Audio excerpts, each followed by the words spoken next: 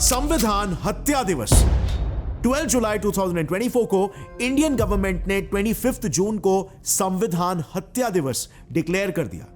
आखिर ऐसा क्यों? भारत के इतिहास में इसे ब्लैक डे इसीलिए बोला जाता है क्योंकि 2 सालों तक इंडिया ऑलमोस्ट नॉर्थ कोरिया जैसा बन गया था। यस, मैं बिल्कुल भी मजाक नहीं कर रहा हूं। करीब लाखों लोगों को जबरदस्ती बिना किसी क्राइम के जेल में डाल दिया गया था। वहां पर उन्हें बुरी तरह से टॉर्चर किया गया। And mind you, opposition party के नेताओं से लेकर रॉयल फैमिली के राजा महाराजे भी सलाखों के पीछे थे और ये सब भी टॉर्चर झेल रहे थे। देश असल में एक डिक्टेटरशिप रेजीम बन चुका था। इनफैक्ट आज तो बुलडोजर जस्टिस के लिए ऑपोजिशन करंट गवर्नमेंट को टारगेट करती है। क्या आप जानते हो ये टेक्निक इसी इमरजेंसी के टाइम पर ही एक्चुअल में ओरिजिनेट हुई थी। इतना ही नहीं, माइनॉरिटीज के लिए आवाज उठाने वाली कांग्रेस पर इमरजेंसी के टाइम पर मुस्लिम्स का मास परसिक्यूशन करने का भी आरोप लगा था। Can you believe that? Congress आज माइनॉरिटीज के लिए जानी जाती है, बट इमरजेंसी में इसी कांग्रेस ने माइनॉरिटीज को सबसे ज्यादा सप्रेस किया। लेकिन एक मिनट, आखिर इमरजेंसी लगाई क्यों गई थी?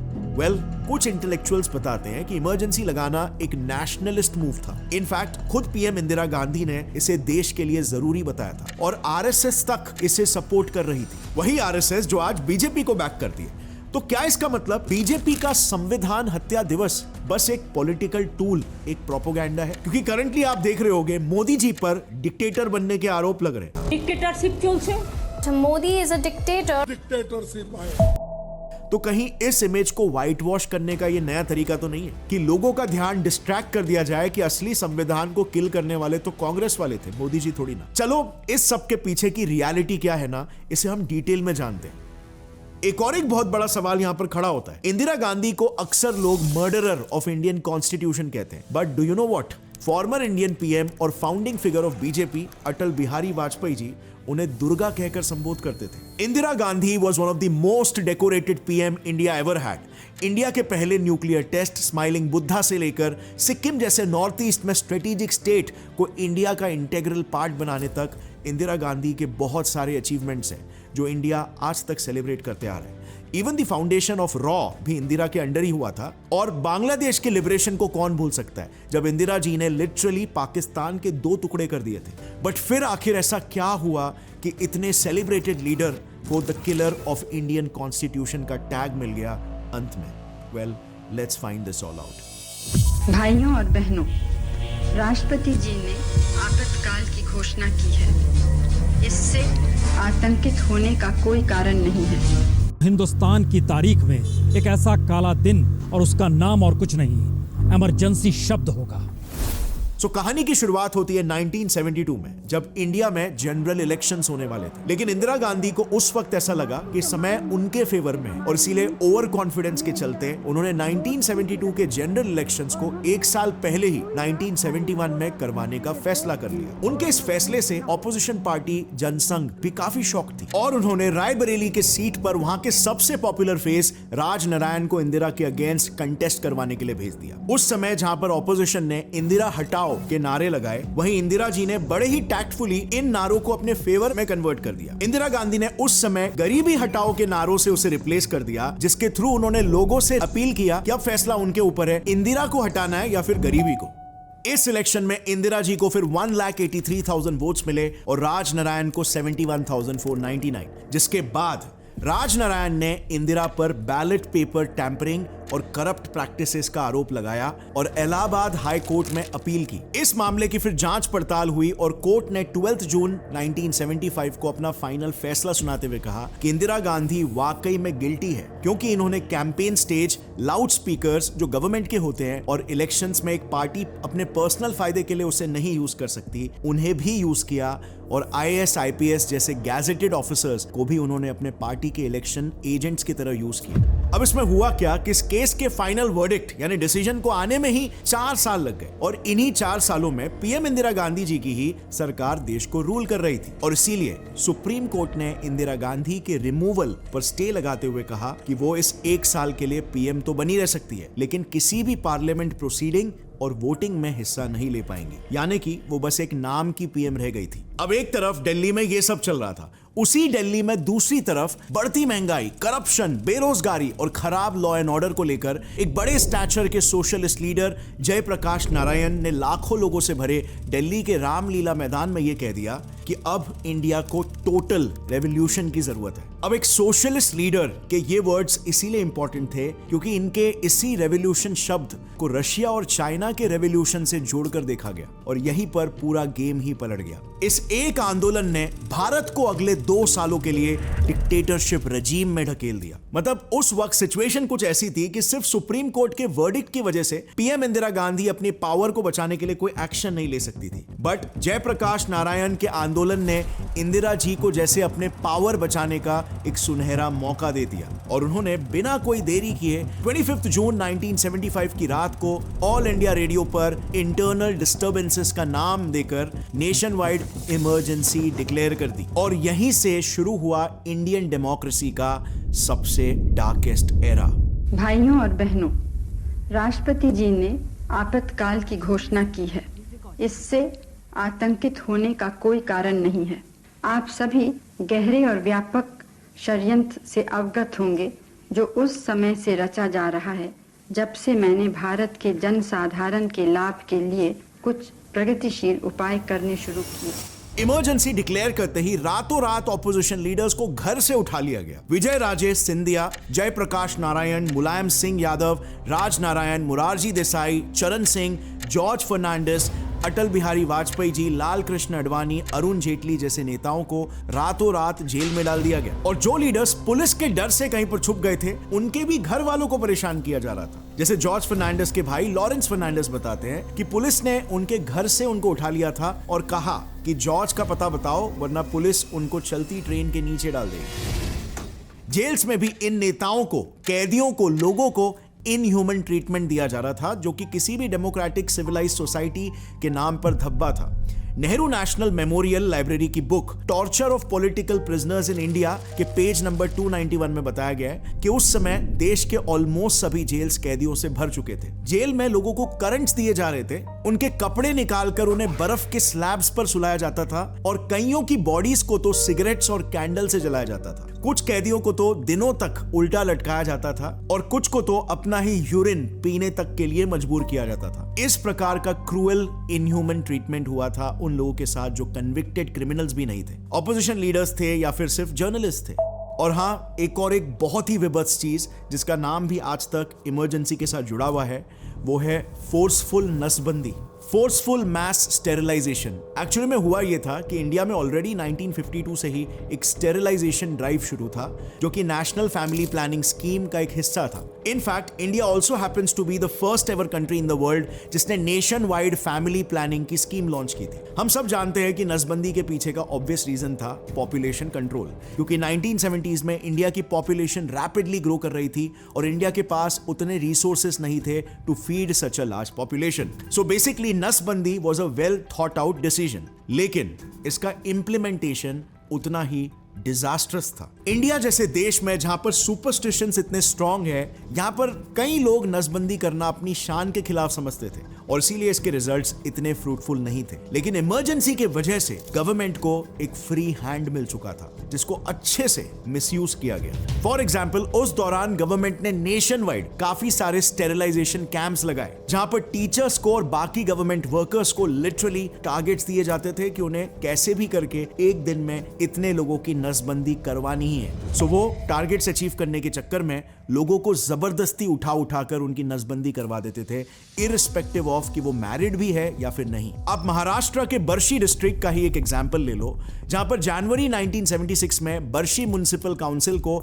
10 दिन में 1000 नसबंदी करवाने का टारगेट दिया गया था। लेकिन पहले 2 दिन हार्डली किसी ने भी वॉलंटियर किया, जिसके बाद 8 दिन तक टारगेट पूरा करने के लिए पूरे बर्शी में 2 ट्रक्स घूमने लग गए और लोगों को लिटरली रास्तों से पकड़ कर उनकी नसबंदी करवाई जा रही थी। बिल्कुल ऐसे ही जैसे आज म्युनिसिपैलिटी की गाड़ी घूमती है ना, स्ट्रे डॉग्स को पकड़ के स्टेरिलाइज करवाने के लिए, उसी तरीके से उस समय भी कुछ ऐसा ही हाल था इमरजेंसी के टाइम पे। उन्हें जो भी मिलता, मैरिड, अनमैरिड, बुढ़ा, जवान, वो सबको जबरदस्ती घसीटते हुए ले जाते थे और उनकी नसबंदी कर देते थे, वो भी अंडर वेरी अनहाइजीनिक कंडीशंस, जिसकी वजह से कई लोगों को इन्फेक्शंस हो जाते और कुछ की तो मौत भी हो जाती थी। लेकिन ये भी कुछ भी नहीं है। 1977 की एक किताब the judgement inside story of emergency in India में यूपी के सुल्तानपुर के नारकाडी के एक किस्से का एक जिक्र किया है, जहां पर नसबंदी के लिए इकट्ठा की गई भीड़ ने पुलिस पर अटैक कर दिया, जिसके बाद पुलिस ने उन पर ओपन फायर कर दिया और वहां पर 13 लोगों की इंस्टेंट डेथ हो गई। सो इस पूरे ड्राइव में इन टोटल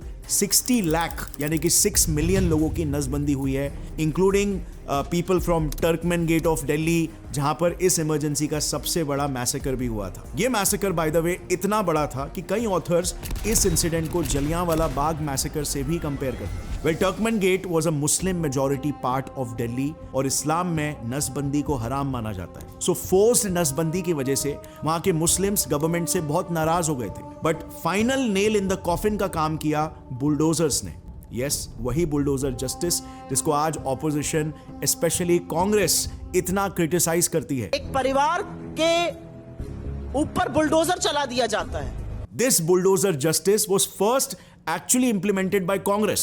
टर्कमैन गेट पर इलीगल कंस्ट्रक्शन को गिराने के लिए बुलडोजर्स का यूज किया गया under the leadership of Sanjay Gandhi, जिसको स्पीयरहेड किया जगमोहन मल्होत्रा ने। And yes, you guessed it right, वही जगमोहन मल्होत्रा जो आगे चलकर जम्मू एंड कश्मीर के गवर्नर भी बने। फिर इन्हीं बुलडोजर्स के अगेंस्ट लोगों ने जाहिर है प्रोटेस्ट करना शुरू कर दिया, लेकिन पुलिस ने इसके अगेंस्ट लाठी चार्ज और ओपन फायर करना शुरू किया, जिसमें 6 से 20 लोगों की मौत हो गई। And then according to several books and accounts, इसी प्रोटेस्ट के समय प्रोटेस्टर्स की भीड़ मस्जिद में जाकर छुप गई, लेकिन पुलिस ने मस्जिद का दरवाजा तोड़कर वो अंदर घुसे और उन्होंने वहां भी प्रोटेस्टर्स पर लाठी चार्ज करना शुरू कर दिया। यस, इस बात को बहुत सी बुक्स में मेंशन किया गया है। एंड यस अगेन, इन्हीं प्रोटेस्ट के समय में जगमोहन जी ने मुस्लिम्स के खिलाफ एक बहुत ही कंट्रोवर्शियल स्टेटमेंट भी पास किया था। जब उन्हें पूछा गया कि वो ये सब क्यों कर रहे हैं, उनका जवाब था कि हम पाकिस्तान के टुकड़े करने के बाद इंडिया में एक और एक पाकिस्तान नहीं बनने देंगे। जगमोहन ने जवाब दिया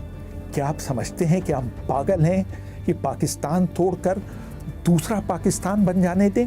और फिर जब बाद में शाह कमीशन की रिपोर्ट आई तो उसमें क्लियरली मेंशन था कि गवर्नमेंट ने बहुत लोगों के घर बुलडोजर्स से इलीगली तोड़े थे। लेकिन सबसे सरप्राइजिंग बात तो ये थी कि ये सब हो रहा था दिल्ली में, जहां पर बहुत सारे मीडिया हाउसेस और न्यूज़पेपर्स के ऑफिसेस थे।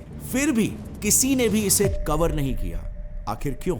वेल, इसका सिंपल सा रीजन था सेंसरशिप ऑन मीडिया। इमरजेंसी के दौरान ऐसा एक रूल पास कर दिया गया था कि जो भी न्यूज कवर करनी होगी ना, वो पहले गवर्नमेंट के थ्रू वेरीफाई होकर ही न्यूज़पेपर में छपेगी। और जब ये सारी एट्रोसिटीज हो रही थी, उस समय पर दूरदर्शन पर बॉबी मूवी चल रही थी, you know, just to distract the people from the horrors of emergency. और एक ऐसा ही अजीब सा इंसिडेंट हुआ लेजेंडरी सिंगर किशोर कुमार के साथ। इमरजेंसी के टाइम पर लोगों को डिस्ट्रैक्ट करने के लिए संजय गांधी ने उन्हें कांग्रेस के लिए कोई गाना गाने को कहा, लेकिन उन्होंने सीधा रिफ्यूज कर दिया, जिसके बाद गवर्नमेंट ने उनके गानों को अनऑफिशियली बैन कर दिया। अब इमरजेंसी के दौरान ऐसे ट्रीटमेंट से उस समय के राजा महाराजा और वीआईपीज तक नहीं बचे थे। जैसे 1970s की famous south actress Snehlata Reddy, जिन्होंने इमरजेंसी को अपोज किया था और फिर उनको पुलिस ने मई 1976 में maintenance of internal security act Misa के अंडर बैंगलोर सेंट्रल जेल के कंफाइनमेंट सेल में रखवा दिया, ये जानते हुए कि वो एक एस्थमेटिक पेशेंट थी और जेल में 2 बार एस्थमेटिक कोमा में तक जा चुकी थी। लेकिन फिर भी उनको जेल के अंदर काफी टॉर्चर किया गया एंड एट लास्ट जब जनवरी 1977 में पैरोल पर वो बाहर आई तो सिर्फ 5 दिन में ही उनकी मौत हो गई। इसके अलावा इमरजेंसी में क्योंकि लॉ एंड ऑर्डर की धज्जियां उड़ गई थी, लोगों को सिर्फ टॉर्चर ही नहीं किया गया बल्कि देश में ऑफिशियल गवर्नमेंटल चोरी तक हुई। महारानी ऑफ जयपुर गायत्री देवी, जो कि इंदिरा गांधी जी की क्लासमेट थी, उनको लेकर ऐसा कहा जाता है कि गायत्री देवी की सुंदरता और उनकी रॉयल्टी से इंदिरा गांधी जी थोड़ी सी जेलस थी। इसी हेट्रेड की वजह से ही जब गायत्री जी ऑपोजिशन एमपी थी, तब इंदिरा गांधी ने पार्लियामेंट में उनको इंसल्ट करने के लिए बिच और ग्लास डॉल तक कह दिया था। अब इमरजेंसी इंपोज करते ही इंदिरा ने आजादी के बाद से ही राजाओं को पेंशन के तौर पर मिलने वाला प्राइवी पर्स खत्म कर दिया था, जो कि एब्सोल्युटली इंडिया के नजर में एक सही डिसीजन था।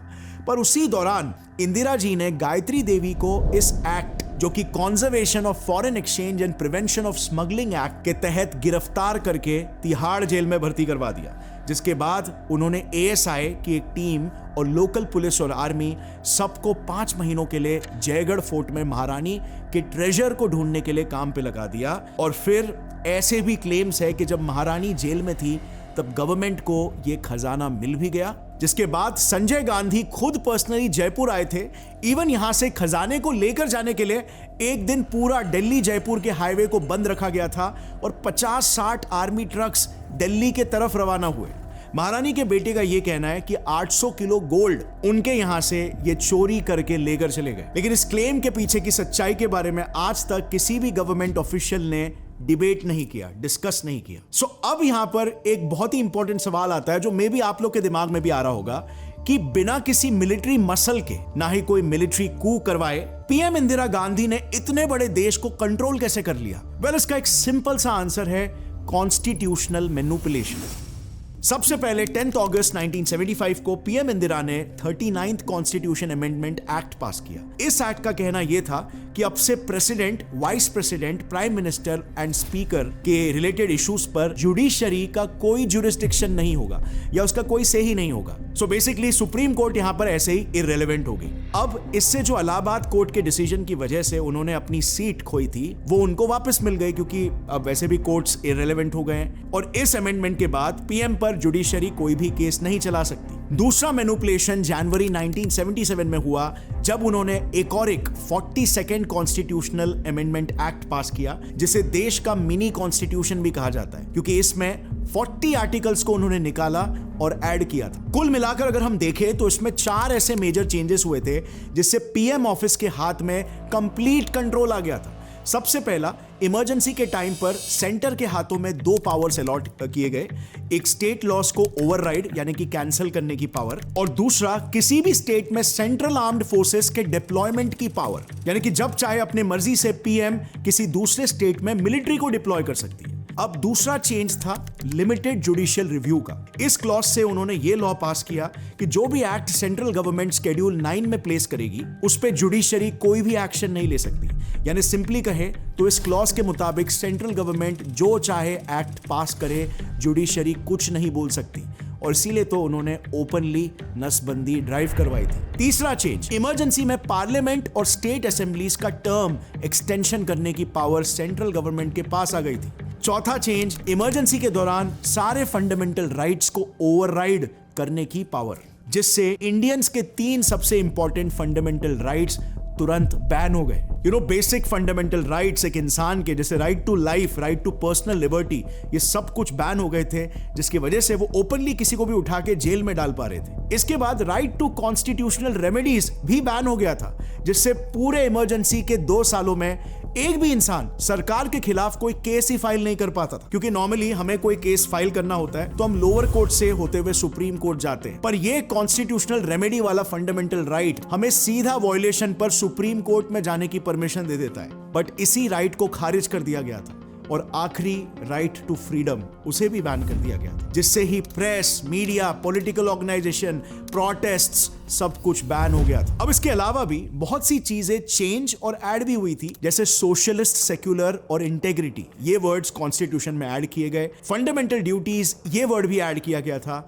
All India judicial services, etcetera etcetera. इन सारे चेंजेस का एक लिंक मैं नीचे डिस्क्रिप्शन में डाल दूंगा, आप चेक कर सकते हो डिटेल नॉलेज के लिए। बट इन 4 मेजर चेंजेस ने लिटरली पूरा कंट्रोल पीएम इंदिरा गांधी के हाथों में दे दिया था। अब देखा जाए तो 1977 आ चुका था और इमरजेंसी इंपोज हुए 2 साल भी हो गए थे। लोगों ने यह सोच भी लिया था कि भारत भी उन अथॉरिटेरियन रेजिम्स में शामिल हो चुका है जिसने पहले तो एज ए डेमोक्रेसी जन्म लिया, फिर एक लीडर के डेमोक्रेटिकली इलेक्ट होके आने के बाद वो एक डिक्टेटरशिप राष्ट्र में कन्वर्ट हो गया। बट 18 जनवरी 1977 को पीएम इंदिरा गांधी ने पब्लिक को शॉक कर दिया और इलेक्शंस भी अनाउंस कर लिए खुद से। इसके लिए उन्होंने ये रीजन भी दिया कि डेमोक्रेसी में सरकारें जनता के मैंडेट से चलती है, लेकिन इस इमरजेंसी से जनता ही खुश नहीं थी और इसीलिए वो इसे रिवोक कर रही है। फिर क्या था, 1977 में जनरल इलेक्शंस हुए, कांग्रेस हार गई और जनता पार्टी ने इलेक्शंस जीतकर अपनी सरकार बना ली। और सबसे पहला काम उन्होंने किया कि जो चेंजेस 42nd अमेंडमेंट एक्ट में पीएम इंदिरा ने किए थे, जैसे कि इमरजेंसी में फंडामेंटल राइट्स का सस्पेंशन, जुडिशरी के पावर्स को लिमिट करना, इन सबको उन्होंने 44th कॉन्स्टिट्यूशनल अमेंडमेंट एक्ट लाकर रिवोक कर दिया और ये लिखा कि अब से प्रेसिडेंट के साइन के बाद ही इमरजेंसी लगाई जा सकती है। सो अब आता है यहां पर सबसे बड़ा सवाल कि क्या पीएम इंदिरा गांधी का इमरजेंसी लगाने का डिसीजन वाकई में सही था? क्या वो नेशनल इंटरेस्ट में था या फिर पर्सनल इंटरेस्ट में था? तो देखो, इसको देखने के ना दो साइड्स हैं। एक जिसमें लोगों ने इस डिसीजन को सही माना, इनफैक्ट आरएसएस जैसे ऑर्गेनाइजेशंस ने भी इमरजेंसी को सपोर्ट किया था। अब कई एक्सपर्ट्स के हिसाब से इंदिरा गांधी ने इमरजेंसी इसीलिए लगाया था क्योंकि इंटरनेशनल एलिमेंट्स इंडियन गवर्नमेंट को टॉपल करना चाहते थे। सेम वैसे ही जैसे आज जॉर्ज सोरोस इंडिया में हजारों करोड़ पंप करके इंडिया को टॉपल करना चाह रहे हैं। इवन कई रिपोर्ट्स के मुताबिक जेपी नारायण का प्रोटेस्ट CIA फंडेड था, जो इंडिया की डेमोक्रेसी को खत्म करना चाहते थे। लेकिन इसमें कितनी सच्चाई है ये अभी तक पूरी तरीके से प्रूव्ड नहीं है। और रही बात नसबंदी जैसे इनह्यूमेन ड्राइव की, तो एशियन स्टडीज के मुताबिक स्टेरिलाइजेशन ड्राइव करने के लिए, इंडिया की पॉपुलेशन को कंट्रोल करने के लिए उस वक्त वेस्ट इंडिया को काफी प्रेशराइज कर रहा था।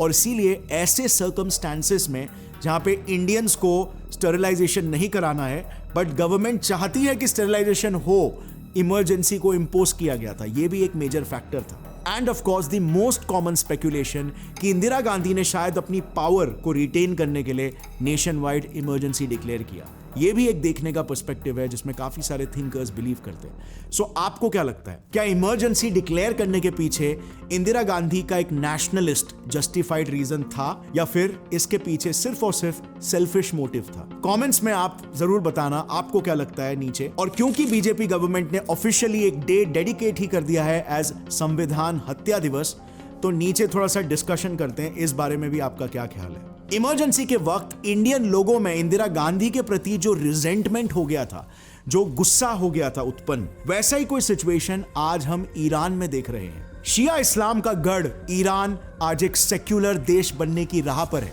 वहां पर रिसेंटली हुए इलेक्शन में एक लिबरल पार्टी के नेता प्रेसिडेंट बने।